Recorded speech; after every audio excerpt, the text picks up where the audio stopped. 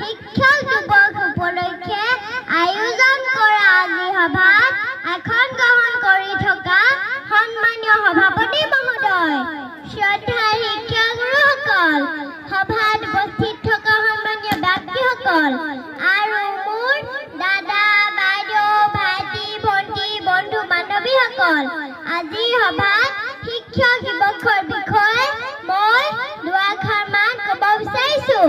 ভুল হ'লে ক্ষমা কৰি দিয়াৰ লগতে শুধৰাই দিব বুলি আশা ৰাখিছোঁ। আজি সভাত শিক্ষক দিৱসৰ বিষয়ে মই দুআষাৰমান ক'ব বিচাৰিছোঁ। ভুল হ'লে ক্ষমা কৰি দিয়াৰ লগতে শুধৰাই দিব বুলি আশা ৰাখিছোঁ। আজি 5 ছেপ্টেম্বৰ ডক্টৰ সৰ্বপল্লী ৰাধাকৃষ্ণনৰ জন্ম দিৱস উপলক্ষে সমগ্ৰ ভাৰতবৰ্ষতে শিক্ষক দিৱস হিচাপে উদযাপন কৰা হয়। ডক্টৰ সৰ্বপল্লী ৰাধাকৃষ্ণন এগৰাকী মহান পণ্ডিত, দাৰ্শনিক, শিক্ষক, ৰাজনীতিবিদ আছিল আৰু এগৰাকী ভাল লেখকো আছিল। তেখেতৰ জন্ম হৈছিল 1888 চনৰ 5 ছেপ্টেম্বৰ তাৰিখে মাদ্ৰাছৰ তিৰুতানী নামৰ ঠাইত। তেখেতৰ পিতৃৰ নাম আছিল ডক্টৰ সৰ্বপল্লী বিশ্বমী আৰু মাতৃৰ নাম আছিল সীতাম্মা। ডক্টৰ সৰ্বপল্লী ৰাধাকৃষ্ণন দেৱে 8 বছৰ বয়সলৈকে নিজৰ ঘৰতে পিতৃ মাতৃৰ তত্বাৱধানত থাকি শিক্ষা গ্ৰহণ কৰিছিল। 1896 চনত তেখেতক প্ৰথম তিৰুপতি লুথেৰাণ মিছন স্কুলত নামভৰ্তি কৰোৱা হৈছিল।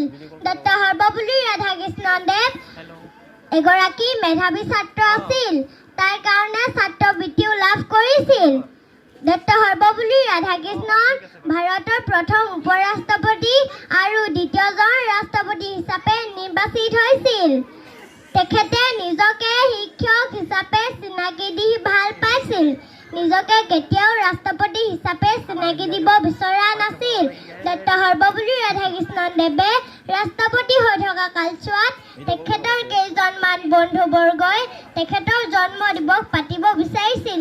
তেতিয়া তেখেতে কৈছিল যে মোৰ জন্মদিনত জন্ম দিৱস পতাৰ বিপৰীতে শিক্ষক দিৱস হিচাপে উদযাপন কৰিলে মই সুখী হ'ম। শিক্ষকসকলৰ প্ৰতি থকা মৰম, শ্ৰদ্ধা, বিশ্বাস তথা সন্মানৰ বাবে তেখেতৰ জন্মদিনটো শিক্ষকসকললৈ উৎসৰ্গিত কৰিলে আৰু সেই দিন ধৰি সমগ্ৰ দেশতে বিদ্যালয় মহাবিদ্যালয়ত শিক্ষক দিৱস হিচাপে উদযাপন কৰা হয়। ডক্টৰ সৰ্বপল্লী ৰাধাকৃষ্ণন 1972 চনৰ 17 এপ্ৰিল তাৰিখে তেখেতৰ চেন্নাইত মৃত্যু হয়। ডক্টৰ সৰ্বপল্লী ৰাধাকৃষ্ণনৰ বিষয়ে ইমানখিনিয়ে কৈ মোৰ চমু বক্তব্য সামৰণি মাৰিছোঁ। ধন্যবাদ।